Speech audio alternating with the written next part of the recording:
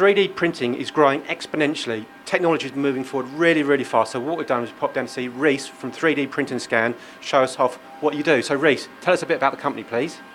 Well, 3D Print and Scan, we're a rapid prototyping company. We produce plastic components for MOD, oil industry, industrial, gas, normal commercial use. A bit like this 3D printed switch plate here with threaded holes. We can produce little thin components down to 0.3 mil of a wall, or even plastic components with the 0.75 mil thread.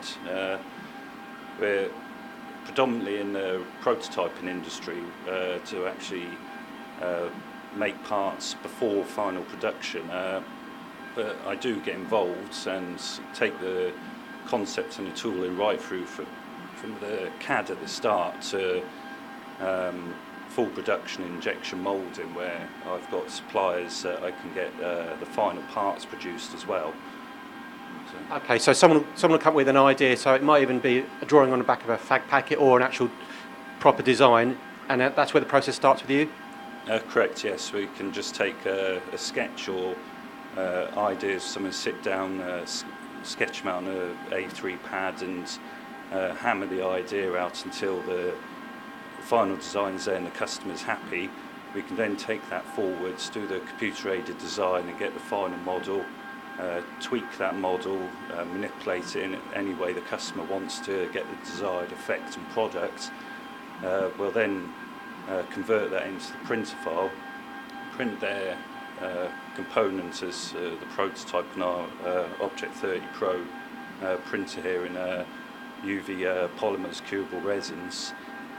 We then go from the prototype. If they're happy, I'll get in touch with other local companies who do full proper manufacturing, or the CNC or injection moulding tooling, whether it be in the UK or China, and we'll actually get the final part then, which they can sell on to the customer.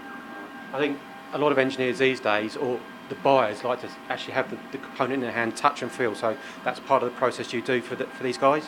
It is. A lot of the aspect of it is the fact that people want fit, form and function. If they're building really big assembly, they want to be able to take that one-off prototype and actually fit it in and make sure it actually fits to start with. It does the job, rather than going into full production straight off, where it can cost anything from £8,000 to hundreds of thousands for tooling, that for some of less than £100 to even thousands, they can have that prototype part in their hand on the same day. If I get a file at 8-9 in the morning, I can produce a part like this switch bracket here, and they can have that by 3 o'clock in the afternoon, fit it to their equipment, and away they go. Okay, so same day turnaround. You set yourself a bit of a challenge if anybody gets your job. So the actual jobs then, one-offs, bespoke? Most of it's one-off and bespoke, yeah. We do small batch runs, but it's rare, and it's only up to maybe 100 parts. Once you get in over 100 parts, it becomes more economical to actually go with the normal processes of standard everyday machining. Okay, and reverse engineering? Reverse engineering, yes. We do 3D scanning. We can scan your parts, turn them into an OBJ or an STL file, which we can put into the CADs, manipulate, and then print as well. So. And you showed me some great components, and the accuracies you mentioned down to 0.3 on the wall, for example. But pièce de résistance is a fully working engine? That's correct.